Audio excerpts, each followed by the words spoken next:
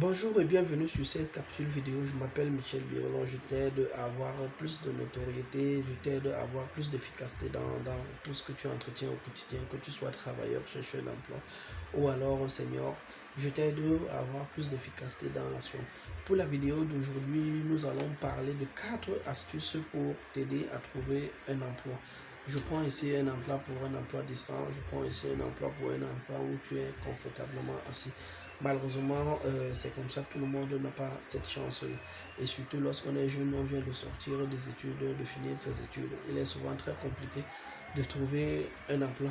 Nous en sommes tous passés là. Tous nous sommes passés par là. Nous savons de quoi il s'agit. Et malheureusement, lorsqu'on est encore junior, on ne sait pas, on n'a pas encore les leviers pour nous permettre de développer rapidement ces astuces-là. Alors, avant de commencer d'ailleurs, je vais te demander de t'abonner et cliquer sur la cloche de notification pour ne rien rater de notre contenu. Et voilà. Et la première astuce que je vais vous donner pour trouver rapidement un emploi, c'est d'abord vous-même vous faire un examen de vos compétences. Eh bien, c'est très simple. Généralement, on cherche du travail, mais on n'est pas prêt à travailler. Généralement, on veut travailler, mais on n'a pas des outils pour nous permettre de travailler. Je vais vous assurer qu'avant, aux années 1990, dès que tu finissais le travail, l'école, le travail t'attendait parce que c'était comme ça. En fait, la offre était en deçà de la demande. Donc la demande était énorme par rapport à l'offre. Aujourd'hui, ce n'est plus le cas. La demande est tellement grande que par rapport à l'offre qu'on ne sait plus ça. Et ça, c'est la loi du marché. Conséquence, lorsqu'on vous embauche, vous êtes obligé de subir le sous-emploi. On n'est pas dans, par exemple, en Afrique, on n'est pas dans une société où on respecte toutes les règles, où personne ne respecte les conventions collectives, ou bien quand bien même c'est très peu d'entreprises qu'on compte même au bout de droit qui respectent les conventions collectives.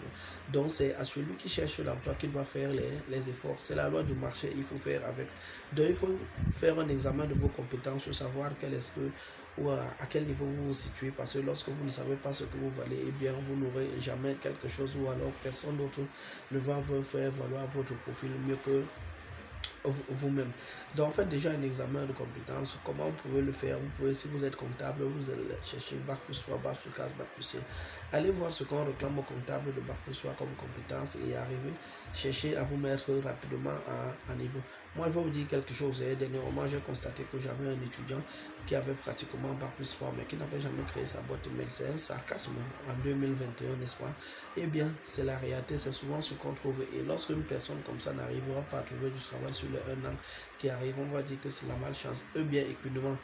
Donc, il faut faire les efforts. Lorsque vous êtes jeune, faites les efforts maintenant. Et c'est pourquoi je dis à tous ceux que je forme en community manager de développer eux-mêmes leurs propres références. Parce que lorsque vous voulez travailler pour une entreprise comme community manager, elle va vous demander des références. Et si vous n'avez pas de références, elle va prendre cela comme si vous veniez la personne serait votre cobaye en fait. Comment vous n'avez jamais fait quelque chose et vous voulez dire que vous allez le faire. Il a besoin de voir ses références. C'est pourquoi je demande à tous mes apprenants d'avoir leur propre page, référencer leurs propres produits, vendre leurs propres produits pour leur permettre de mieux avoir des éléments explicatifs pour ceux qui voudront demain après demain trouver de l'emploi. Voilà. Développer votre réseau relationnel, c'est très très important. Pourquoi?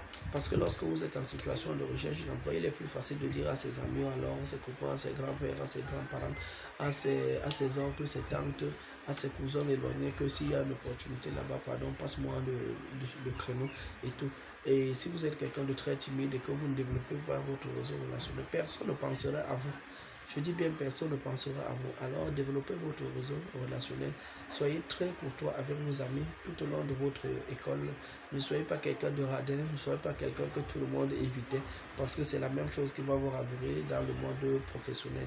C'est très important. Donc, développez votre réseau relationnel. C'est ce qu'on appelle l'intelligence relationnelle pour que vous en bénéficiez demain ou après-demain. Ayant une présentation impeccable de vos documents, CV, lettre de motivation. Il arrive encore qu'on voit les gens en master ou même en école doctorale qui ont des CV brouillons. Et c'est pitoyable. Je prends le cas de quelqu'un qui est par exemple dans le marketing ou alors la communication qui fait un CV brouillon. Mais monsieur, si vous faites un CV brouillon, vous êtes dans le marketing, la communication. La question est de savoir comment est-ce que vous allez vendre l'image d'une entreprise si vous ne pouvez pas voir votre propre image. Vous l'aurez compris ici, je parle de personal branding. Travaillez votre branding pour que ce soit impeccable. Ne vous amusez pas, c'est la compétition.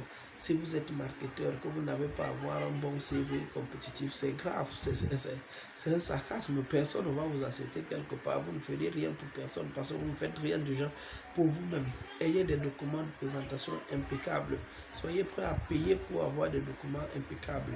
Ah oui, c'est comme ça que vous arrivez à trouver des opportunités. Voilà. Soignez votre image et votre posture. On ne s'amuse pas. J'étais en train de parler de CV et tout.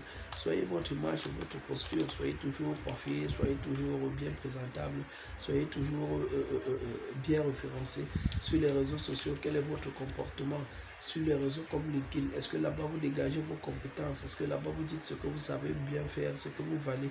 Est-ce que là-bas vous vous démarquez? Quels sont vos échanges dans les groupes professionnels et tout? Quels sont vos échanges sur les réseaux sociaux?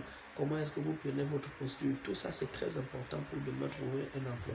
Parce que lorsque vous déposerez votre CV, la première chose que l'entreprise ou les RH feront, on va prendre votre CV. S'il est un CV brouillon, on va le jeter.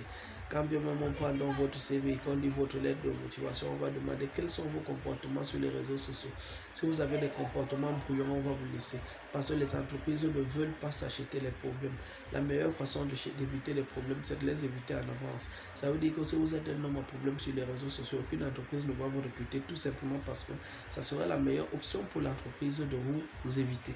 Merci, vous l'aurez compris, je vous invite massivement à vous abonner et surtout cliquer sur la cloche de notification pour ne rien rater de nos prochaines publications et à très bientôt.